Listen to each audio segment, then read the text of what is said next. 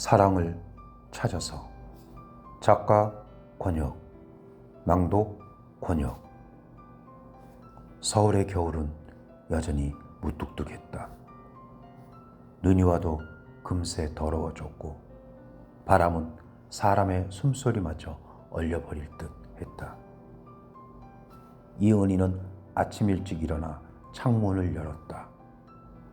그리 춥지도 덜 춥지도 않은 아파트 단지의 공기가 느껴졌다. 15년째 이 집에 살고 있다. 남편이 살아있을 땐 늘 누군가 집에 있었지만 지금은 물 끄는 소리마저 외롭게 들릴 정도였다. 은희는 조용히 차를 우려냈다. 작은 차장, 자주색 스웨터, 다 닳아버린 실내화. 삶은 언제부턴가 정적에 익숙해졌고 어느 순간 그 정적에 묻혀 살고 있었다. 텔레비전을 켜지 않은 채 그녀는 우편함을 확인하러 나갔다. 광고 전단지 몇 장을 뽑아내던 순간 그 사이에 섞인 작은 봉투 하나가 눈에 들어왔다. 하얀 편지 봉투. 손글씨로 조심스럽게 써내려간 이름. 이은희 씨께. 이름을 보는 순간 가슴이 철렁 내려앉았다. 이런 식의 편지는 더 이상 받아본 적이 없었기 때문이다. 봉투를 들고 와 소파에 앉았다.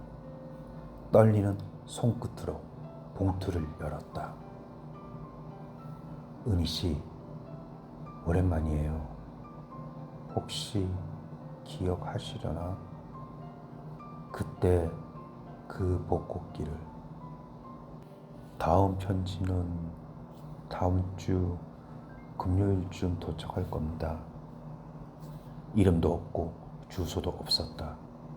하지만 그 글씨체, 오랜 세월이 지나도 잊히지 않는 그 필체, 그건 박정우였다. 그 이름은 오래전 기억 속에 봉인되어 있던 단어였다.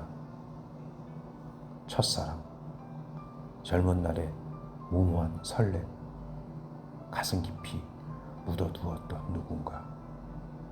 은희는 자리에서 천천히 일어났다. 창문 밖을 보며 조용히 중얼거렸다.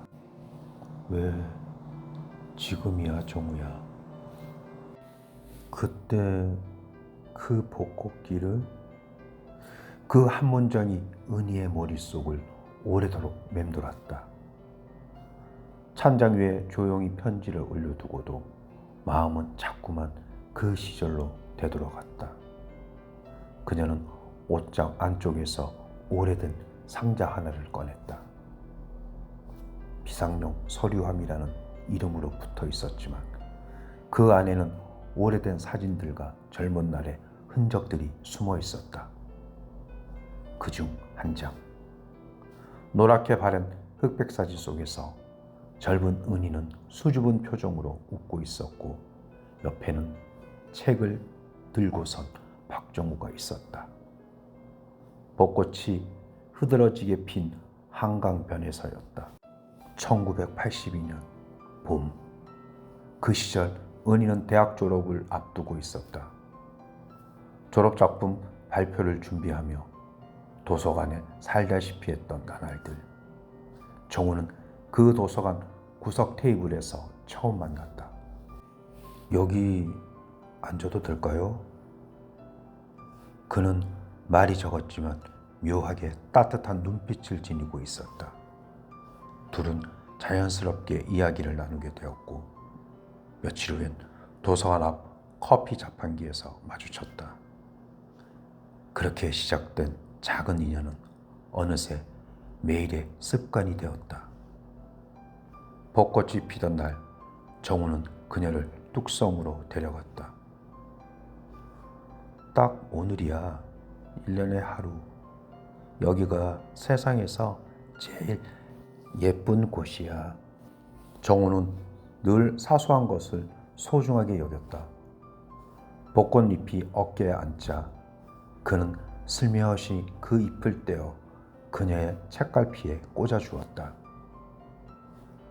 기억하고 싶어서. 그 말에 은희는 가슴이 뛸 수밖에 없었다. 은희는 조심스럽게 사진 속의 자신을 바라보았다. 그땐 웃는 게 참 쉬웠던 것 같다. 모든 게 처음이고 모든 게 새로웠으니까. 하지만 그 사랑은 길지 않았다. 정우의 유학이 결정되던 날 두 사람은 큰 말 없이 헤어졌다. 그 이후 은희는 다른 사람과 결혼했고 정우는 소식이 끊겼다. 30년 넘는 세월 동안 그는 단 한 번도 그녀의 삶에 등장하지 않았다. 그런데 이제 와서 왜? 그날 이후 은희는 우편함을 확인하는 일이 하루 중 가장 긴장되는 일이 되었다. 손글씨 편지는 매주 금요일 오후 2시쯤 도착했다. 마치 누군가 정확한 리듬으로 마음을 두드리는 것처럼. 은희 씨, 기억 속에서 자주 당신을 불렀어요. 나도 당신처럼 살아냈지만 내 삶에는 늘 당신이 비어 있었어요. 편지의 내용은 짧고 단정했다. 하지만 그 안에는 시간이 쌓여 있었다. 단어 하나하나가 조심스럽고 애틋했다. 은희는 거실 창밖을 바라봤다. 거리의 벚나무들은 아직 앙상했지만 그녀의 마음속엔 어느새 꽃눈이 맺히고 있었다. 그녀는 거울 앞에 섰다. 자신의 얼굴을 오래 들여다보는 일이 얼마인지 모른다. 눈가의 주름, 입꼬리의 무게, 희끗해진 머리칼. 그 모든 게 나이 든 자신이 아니라 살아낸 자신이었다. 그리고 문득 이렇게 생각했다. 만약 다시 그 벚꽃길을 걷게 된다면 이번엔 마지막까지 걸어보고 싶어. 1982년 5월 기온은 빠르게 올라가고 벚꽃은 모두 져버렸다. 정우는 그의 6월에 유학을 떠나야 한다는 말을 은희에게 꺼냈다. 며칠 전 아버지가 항공권을 예약하셨어. 언제 떠나? 6월 12일. 은희는 아무 말도 하지 못했다. 그 숫자가 가슴 깊이 박혔다. 그리고 그날 정우는 조심스럽게 덧붙였다. 나는 안 가고 싶어. 그 말은 사랑의 고백이자 무력한 선언이었다. 정우의 아버지는 보수적인 법조인 출신이었다. 자식은 늘 부모의 기대를 충족시켜야 한다는 사고방식 아래 정우의 미래도 그 틀 안에 있었다. 너랑 있으면 나는 내가 나인 것 같았어. 근데 우리 아버지 앞에만 서면 아무것도 아니야. 그냥 누가 정해준 삶을 따르는 아이 같아. 은희는 그가 얼마나 갇혀 살았는지를 그제야 알았다. 하지만 그걸 바꿔줄 만큼 자신에게 힘이 없다는 것도 느꼈다. 정우야, 내가 널 보내는 게 맞을까? 그럼 나 가지 말까? 그 질문 앞에서 은희는 고개를 저을 수밖에 없었다. 당시에 그녀는 누군가의 삶을 책임질 용기가 없었다. 둘은 그렇게 말없이 이별했다. 편지도 연락도 단 한 번 없었다. 은희는 오래된 수첩을 펼쳐봤다. 그 안에는 그 시절 적어둔 메모들이 남아 있었다. 1982년 6월 13일. 잘 가, 박정우. 그날 벚꽃길에서 찍은 사진 절대 잊지 않을게. 이건 내 첫사랑이니까. 은희는 문득 웃음을 지었다. 그때의 자신이 참 순수하고 참 담담했다. 하지만 그 뒤로 수없이 많은 계절이 지나가도 그 이름은 쉽게 떠올릴 수 없었다. 왜일까? 마음의 서랍 속에 너무 깊숙이 넣어둔 탓일까? 아니면 다시 꺼내면 아플 걸 알아서였을까? 금요일 오후, 그는 여전히 정확한 시간에 편지를 보냈다. 은희 씨, 그때 내가 떠난 건 당신이 날 보내준 덕분이에요. 나한텐 그게 이기적인 일이었지만 지금은 고맙다는 말을 꼭 하고 싶어요. 지금 생각해요. 우리가 다시 만난다면 이번엔 누가 누구를 보내지 않아도 되는 그런 사이였으면 좋겠어요. 은희는 편지를 들고 오래 앉아 있었다. 창밖에 나무에 작은 꽃봉오리가 맺혀 있었다. 그 꽃이 피기 전에 뭔가 하나쯤 바꿔보고 싶다는 생각이 들었다. 그녀는 거울을 보고 머리카락을 살짝 잘라냈다. 헤어 살롱에 가본 지도 3년이 넘었지만 지금은 그보다 더 큰 결심을 하고 있었다. 그를 만나고 싶다. 내가 아닌 그를, 지금의 나로서. 은희는 거울 앞에 앉아 한참을 머뭇거렸다. 멀리서 보면 변함없을 것 같은 얼굴이지만 가까이 들여다보면 삶의 자국이 선명했다. 눈가 주름은 세월의 기록처럼 남아있었고 입술은 예전보다 가늘고 말라 있었다. 하지만 그녀는 그 얼굴이 싫지 않았다. 정우의 편지 덕분에 이제는 자기 얼굴을 다시 들여다보게 되었으니까. 책상 위에는 세 통의 편지가 나란히 놓여 있었다. 정우는 매주 금요일마다 보내왔다. 자신이 유학에서 어떤 삶을 살았는지, 아버지와의 관계가 어떻게 틀어졌는지, 그리고 결혼도 하지 않고 살아온 지난 날을 솔직하게 털어놓았다. 나는 지금 제주에 살아요. 바다 가까운 마을에서 작은 서점을 열었죠. 책을 정리하면서 하루를 보내고 저녁엔 바다를 봐요. 서울에 계신다면 언젠가 한 번쯤 내려와 보시겠어요? 그 문장은 초대장이었고 유혹이었으며 떨리는 고백이었습니다. 은희는 오랜 친구 윤숙과 마포의 조용한 카페에 앉아 있었다. 윤숙은 늘 에너지 넘치고 솔직한 여자였다. 야, 너 진짜 정우한테서 편지를 받아? 드라마냐? 말투 그대로야. 조심스럽고 단정하고. 근데 나 그게 좋아. 그럼 그냥 가. 제주도든 어디든 가라고. 내가 보기엔 너 지금 살아있는 사람처럼 보여. 은희는 커피잔을 내려놓으며 조심스레 말했다. 근데 지연이가 알게 되면 뭐라 할지 모르겠어. 딸이 너 인생 다 책임져줘? 너가 너무 오래 멈춰 있었잖아. 이제 너도 조금쯤 살아야지. 그 말에 은희는 조용히 고개를 끄덕였다. 그날 밤 은희는 작은 편지를 꺼내 들었다. 떨리는 손으로 첫 문장을 썼다. 정우 씨, 오랜만이에요. 당신의 편지를 읽으며 저도 오래된 나를 조금씩 꺼내보고 있어요. 제주에 가볼게요.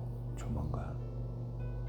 단 세 줄이었지만 그녀는 그것이 지금까지의 인생에서 가장 큰 용기라고 느꼈다. 봉투를 닫고 나서도 한참 동안 가만히 앉아 있었다. 머릿속은 복잡하고 심장은 여전히 불안했지만 무언가가 바뀌고 있었다. 마치 오래된 시계가 다시 돌아가기 시작한 것처럼. 다음 날 아침 식탁에 봉투를 올려두고 주방으로 가던 순간 딸 지연이 현관문을 열고 들어왔다. 엄마, 나 잠깐 들렀어. 아, 이거 뭐야? 지연은 봉투를 들었다. 박정우 씨에게? 라고 적힌 글씨를 보더니 이마를 찌푸렸다. 박정우? 누구야? 은희는 순간 당황했지만 피하지 않기로 했다. 내가 예전에 좋아했던 사람이야. 지금 그 사람한테 편지 보내는 거야? 은희는 고개를 끄덕였다. 지연은 한참 동안 아무 말도 하지 않았다. 그러고는 입술을 꾹 다물고 말했다. 엄마, 나중에 다시 얘기하자. 나 회사 늦겠어. 지연이 나간 뒤 은희는 텅 빈 현관을 바라보며 조용히 앉아 있었다. 기대와 두려움이 교차하는 순간. 하지만 그녀는 편지를 들고 우체통으로 향했다. 누군가는 반대할지도 모른다. 하지만 이건 내 인생이다. 그리고 지금 나는 살아있는 사람이다. 은희는 공항 대합실에서 창밖을 멍하니 바라보고 있었다. 손에는 낡은 가방 하나, 안에는 작은 화장품 파우치와 얇은 스웨터, 그리고 박정우의 편지 묶음이 들어있었다. 비행기 탑승 안내 방송이 나오자 그녀는 천천히 일어섰다. 발걸음 하나하나가 마치 세월을 되짚는 것처럼 무겁고 신중했다. 제주 오후 12시. 제주 공항의 공기는 따뜻하고 느긋했다. 서울보다 햇살이 더 유연하고 바람이 부드럽게 불었다. 은희는 택시를 타고 서귀포 쪽 작은 마을로 향했다. 정우가 말한 서쪽 언덕 끝, 바다 옆 서점이라는 문장을 대내며 창밖을 내다봤다. 바다가 가까워질수록 가슴도 서서히 두근거렸다. 책숲, 작은 서점, 하얀색 벽에 손으로 쓴 듯한 간판. 책숲. 그 서점 앞에 멈춰선 순간 은희는 잠시 숨을 고르고 문을 밀었다. 딸깍. 종소리가 울리자 서점 안쪽에서 한 남자가 얼굴을 들었다. 박정우. 세월은 그에게도 고요히 지나갔다. 희끗한 머리카락, 깊어진 이마주름. 하지만 그의 눈빛은 그대로였다. 조심스럽고 따뜻하고 그녀만을 향한 인사를 건넬 준비가 된 눈빛. 은희 씨, 정우 씨, 단 세 마디. 그리고 잠시의 정적. 정우가 천천히 다가와 그녀 앞에서 멈췄다. 와줘서 정말 고마워요. 그는 손을 내밀었고 은희는 망설이다가 그의 손을 잡았다. 그 온기가 손끝을 타고 가슴까지 번졌다. 말보다 따뜻한 감정이 그 짧은 접촉에 실려 있었다. 그날 오후 두 사람은 마당의 오래된 벤치에 나란히 앉았다. 정우는 따뜻한 유자차를 건네며 물었다.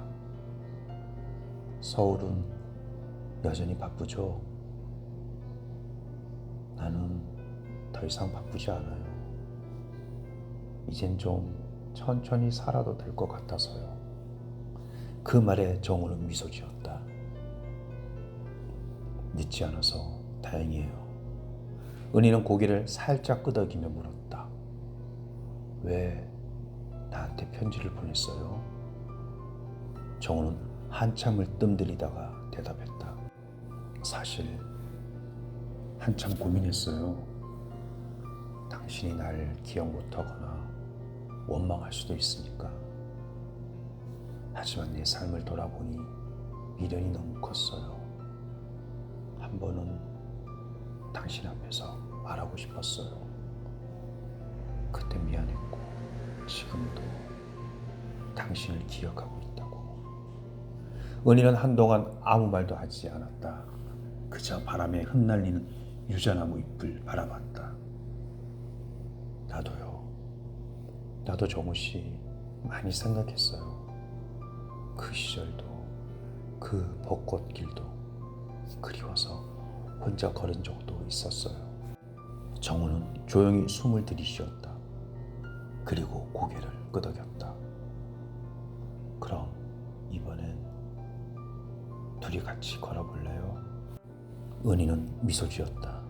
그 웃음은 20살 때의 그것과는 달랐지만 훨씬 단단하고 진짜였다. 그녀는 대답 대신 손을 내밀었다. 정우는 그 손을 꼭 잡았다. 서로의 손등에 닿은 주름이 이제야 진짜 사랑을 배운 시간의 징표처럼 느꼈다.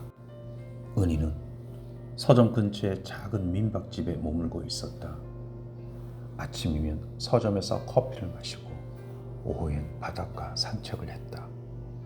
정우는 틈틈이 서점 일을 하면서도 그녀 곁을 자주 지켰다. 당신 여전히 책 좋아해요?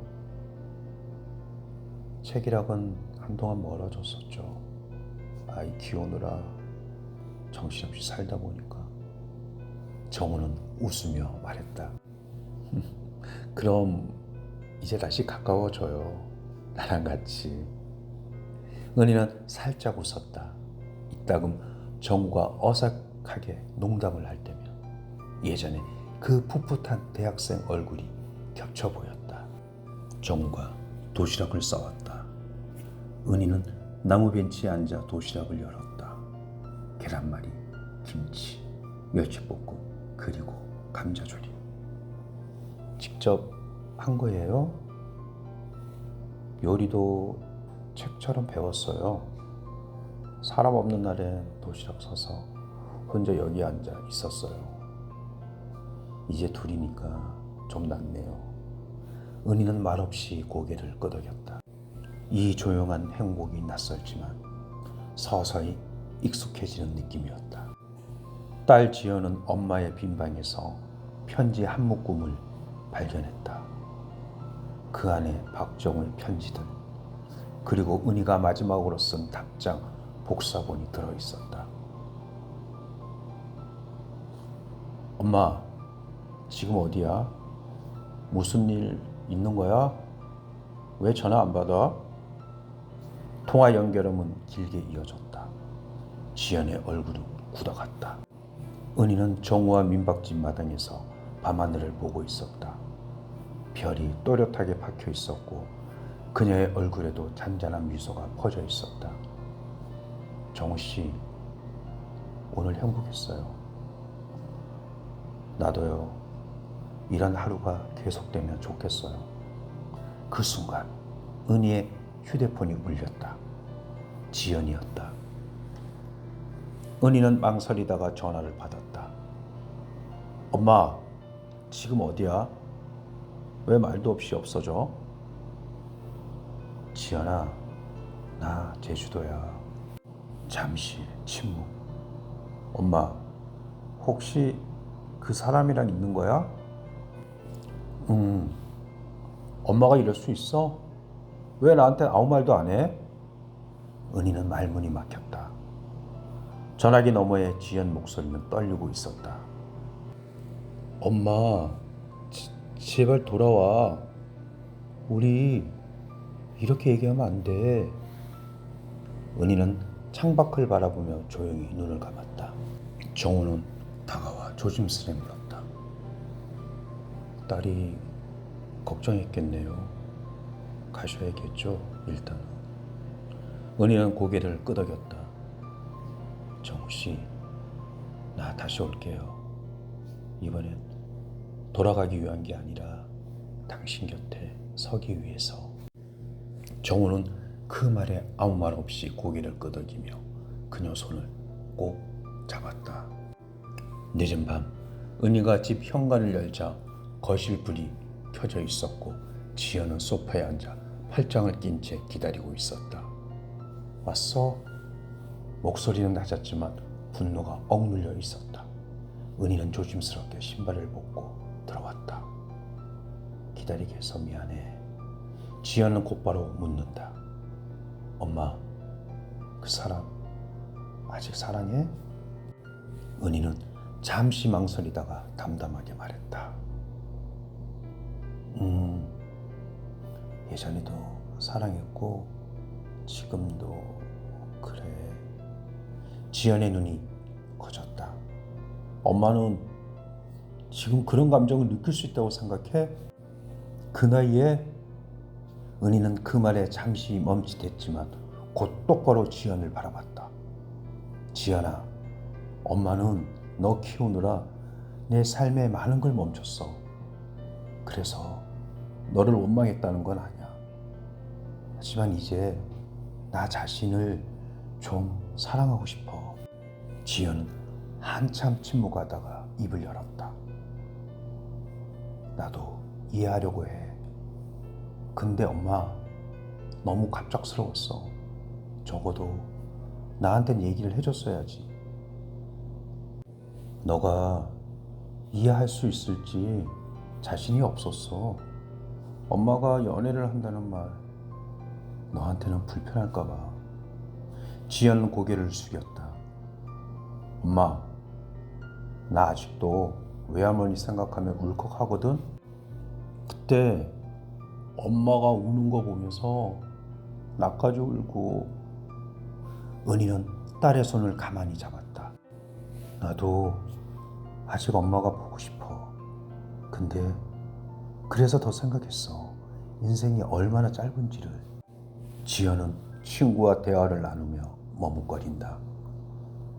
야, 너희 엄마가 연애한다니까 어때? 처음엔 기가 막혔지. 근데 생각해보니까 우리 엄마도 여잔데. 그 말에 친구는 고개를 끄덕이며 웃는다. 맞아. 우리 자꾸 부모를 부모라만 보는데 사실 우리보다 더 복잡한 사람일지도 몰라. 지연은 그 말을 곱씹으며 휴대폰을 열고 정우의 서적 홈페이지를 검색한다. 책숲, 조용한 바닷가, 마음이 머무는 서적. 지연의 입가에 아주 작은 미소가 스친다. 은희는 침대맡에 앉아 정우에게 문자를 보낸다. 서울에 돌아왔어요. 딸과 긴 대화도 했고요. 이제 제 자리를 정해야겠죠. 당신이 기다린다면 나 다시 갈게요. 정우에게서 곧 답장이 왔다. 나는 늘 당신 자리 남겨두고 있어요. 바다는 오늘도 당신을 기다리네요. 은희는 핸드폰을 가슴 위에 올려놓고 조용히 눈을 감는다. 달빛이 커튼 틈 사이로 스며든다. 그녀의 얼굴은 평온하고 따뜻했다. 바다는 여전히 푸르고 서점 앞 길가에 이른 봄꽃이 피기 시작했다. 은희는 커다란 여행 가방을 들고 서점 앞에 섰다. 문을 열자 정우가 책 정리를 하다 말고 고개를 들었다. 그의 눈빛은 마치 오랜 기다림 끝의 햇살 같았다. 왔네요. 은희는 살며시 웃으며 말했다. 나 이제 서울로 돌아가지 않을 거예요. 나도 여기에 머물고 싶어요. 당신이 있는 이곳에. 정우는 조용히 다가와 그녀 손을 꼭 잡았다. 이제 우리 늦게 만난 만큼 천천히 오래가요. 며칠 후 은희와 정우는 함께 만든 작은 북카페의 간판을 걸었다. 책숲, 다방, 차와 책이 있는 시간. 동네 사람들 몇 명이 와서 조용히 축하해 주었다. 은희는 커피를 내리고 정우는 창밖 바다를 배경으로 책을 꽂았다. 일상은 잔잔했지만 마음은 매일 새로웠다. 지연은 작은 여행 가방을 들고 혼자 제주행 비행기에 올랐다. 비행기 창밖을 보며 생각했다.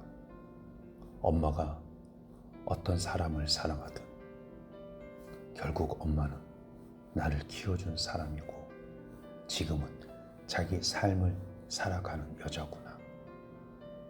비행기가 제주공항에 착륙했다. 지연은 택시를 타고 서귀포 쪽으로 향했다. 지연이 서점 앞에 도착했을 때 문 너머에서 엄마의 웃음소리가 들렸다. 조용히 문을 밀고 들어가자 은희와 정우가 커피를 내리며 이야기하고 있었다. 그 모습을 바라보던 지연은 한참을 서 있다가 은희와 눈이 마주쳤다. 지연아, 커피 한 잔 줄 수 있어요? 오늘은 딸이 아니라 손님으로 왔어요. 은희의 눈가가 붉어졌다. 정우는 조용히 커피를 내리기 시작했다. 지연은 자리에 앉아 창밖 바다를 보며 중얼거렸다. 여기 나쁘지 않네. 엄마가 사랑하는 사람한테 잘 어울리는 곳이야. 은희와 정우는 서점 앞 벤치에 나란히 앉아있고 지연은 서점 안에서 책장을 넘기고 있었다. 은희의 나레이션이 잔잔하게 깔린다. 우린 너무 늦었다고 생각했지만 사실 인생은 언제나 시작일 수 있어요. 사랑도, 꿈도, 용기도, 그리고 나를 온전히 사랑하는